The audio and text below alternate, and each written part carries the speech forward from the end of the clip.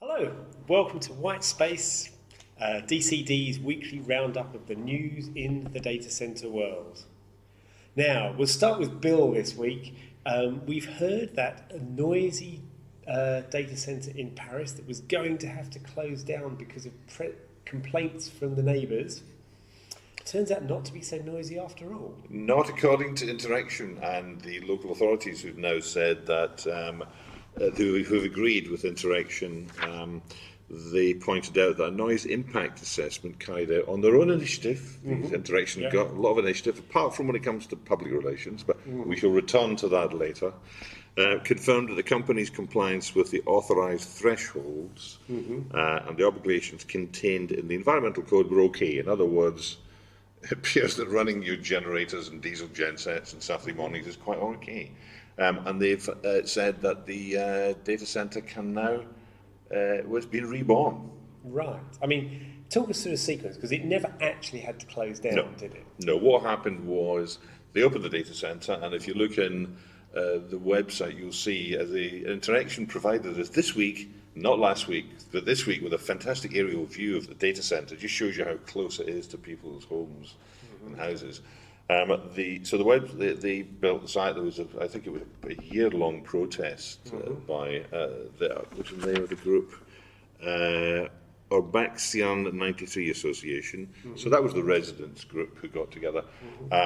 They managed to force the local authority to agree with them through a court hearing that the noise and the possible danger of 580,000 litres of diesel within 3 metres of their homes was quite worrying. Right, and their point was that the original planning application had been rushed through without sufficient data.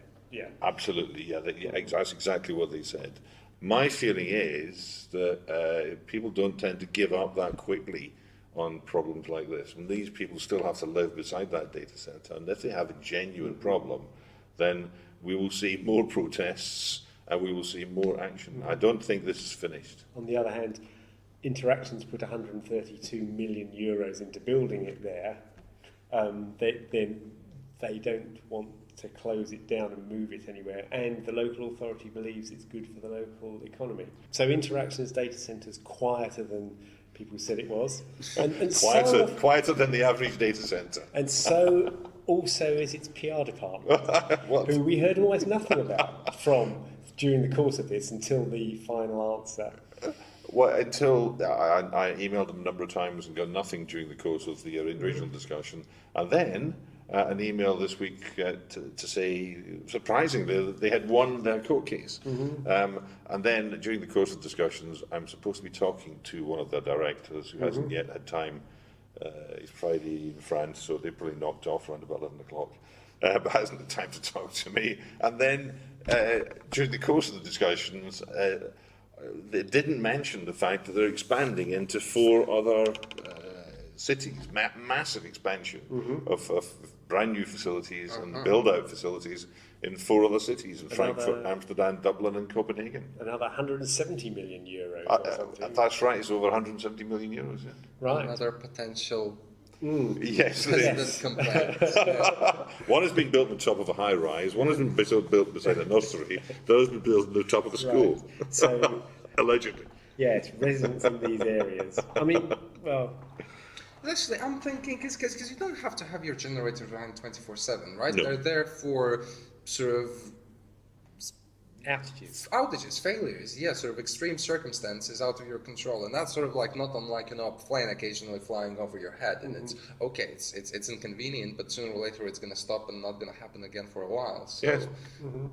But you have to run them sort of for 2 hours a month or something like that. To ensure that your backup strategy is good. That's part of your sort of the certifications you have as a reliable data center. I imagine they're not doing it in the middle of the night, though. You'd be surprised. I did hear of a data center that had objections from the residents because they decided the best time to test their data center backup generators was at 8 in the morning, right. 8 o'clock on Saturday morning. That's right, I heard about that as well. Yeah. Seriously? Okay. Absolutely. Yes. They had the well-to-do standing outside with Yes. tennis rackets and their dressing Yeah. gowns. I mean, it makes sense not to do your disaster recovery drill at a time when the data center is in heavy use. So there are multiple factors here. Yeah. Max, things are happening in the cloud, aren't they?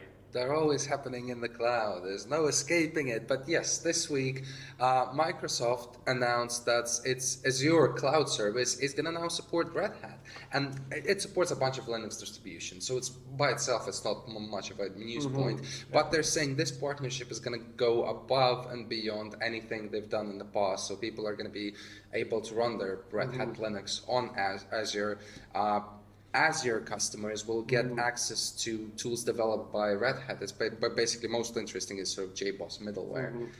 So that's exciting. And they're saying they're going to develop further services. You're going to be streamline the process of getting your Linux images on Azure.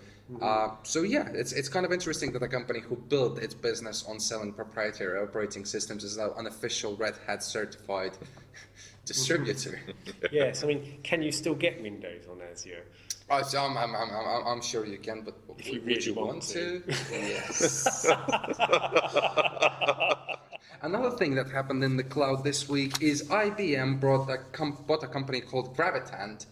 And just really quickly, it's interesting because Gravitant is a cloud broker. It compares and rates different cloud services. It's basically, it kind of looks like your typical eBay, Amazon checkout, but it's different public cloud providers. So the idea is you will be able to, if you're running a private cloud with IBM, you will be able to branch out into all these different cloud services and sort of like see how they compare against each other. So might this not backfire on IBM if you fire up this IBM Gravitant service and it tells you to go somewhere other than SoftLayer? Well, that's $1 million question. I mean, we'll see. But they're definitely integrating the service. They will allow to compare different public clouds. Who knows? Maybe they're so convinced that SoftLayer is the best thing there is that they're just gonna it's just gonna be top of the ranks. On the other hand, once this service is inside IBM, you might be suspicious when it always tells you SoftLayer is best. Exactly. Back in data centers, this is potentially very big news. CenturyLink had an earnings call this week. CenturyLink is a telecoms company, and that's the majority of its business, but it does have a lot of data centers. It's the second largest co-location provider in the States. It's got 59 global data centers worldwide. We'll have one around somewhere here, right? Yeah, I don't know. Maybe you're never more than 50 miles from a CenturyLink data center. That's probably not true. But the thing is that they are potentially selling them all. That it was announced by the CEO, Glenn Post, in this earnings call. It's not happening definitely yet. They've just appointed some advisors to work out the best thing to do with these data centers. But until this week, CenturyLink was on a massive expansion campaign. It's been buying up people. It bought Savis 4 years ago. That's how it got into data centers. That was a $2.5 billion deal. And since then, it's carried on buying other and building all around the world. But the revenue from those data centers is not as good as the revenue from its telecoms business. It's still the minority of its business. That's really interesting, because I heard this morning that part of the Equinix deal, the Equinix are bargaining at present with the EU to ensure that the Equinix Telecity deal goes through, is that they are offloading 7 of the data centers they bought from that were originally Redbus data centers. So there's going to be a glut in the market for data centers. All sorts of data is potentially up for sale. Yeah. Interxion may feel that but building these new ones, they might feel they might regret that one. I don't know. That's interesting because it's not just Interxion that are building new ones. But Digital Realty are adding to their. And there was another one this week, wasn't there? There's another company adding lots of new additional facilities. It does seem like a glut to me. Interestingly, a couple of months ago, Tata Data Centers, which is also was expanding like crazy and sinking lots of money and building all these data centers across India and the world, really. And there were rumors that they were decided to get rid of their data center business. Yes, I mean, as with CenturyLink, Tata at its heart is a telecoms company. Yes, that's right, yeah. And and on a smaller scale in the States, we had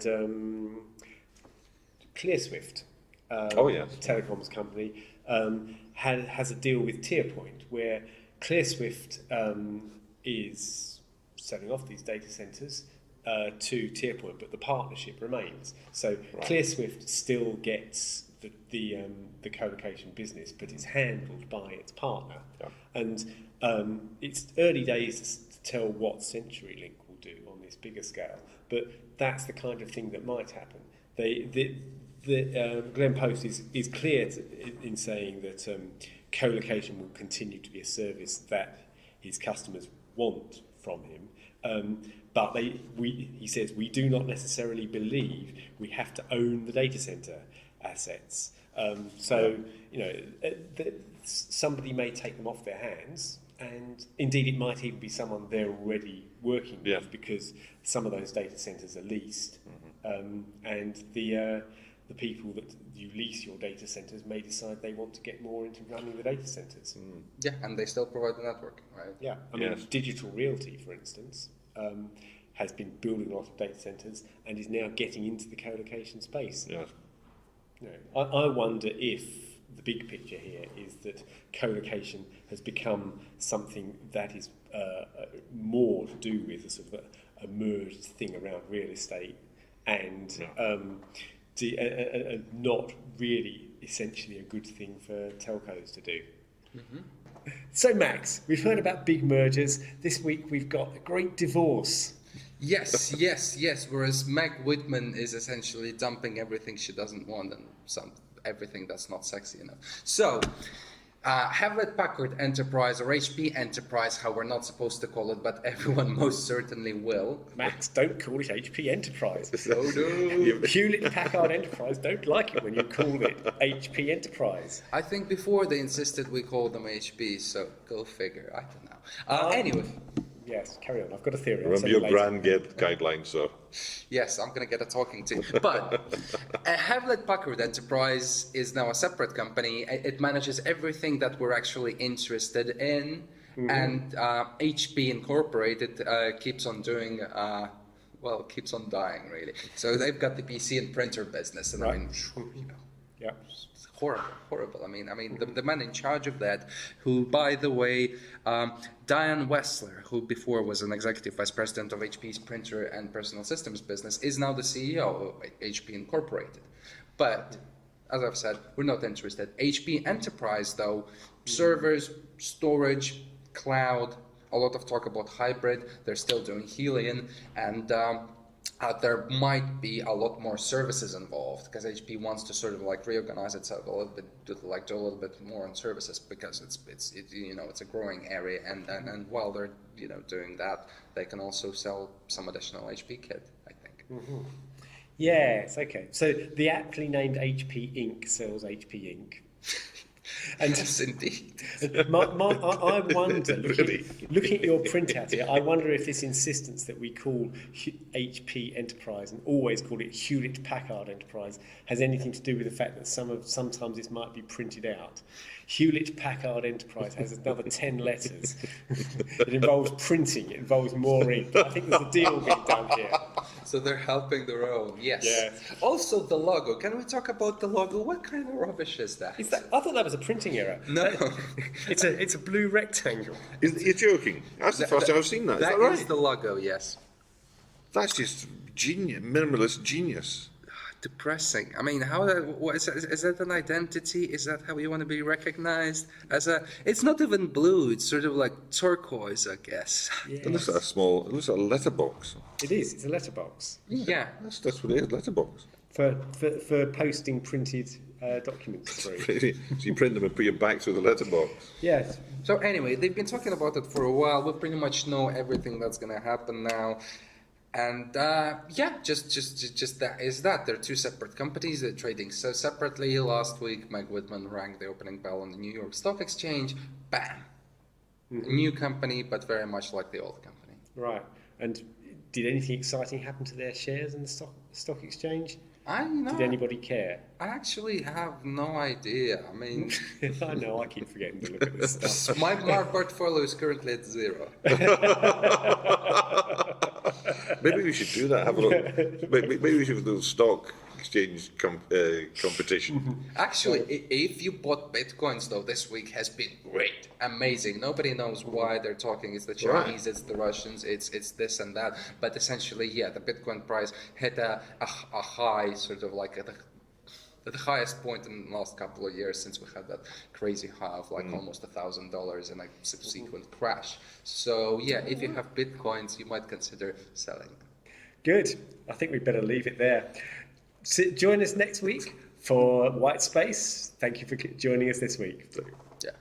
Bye-bye.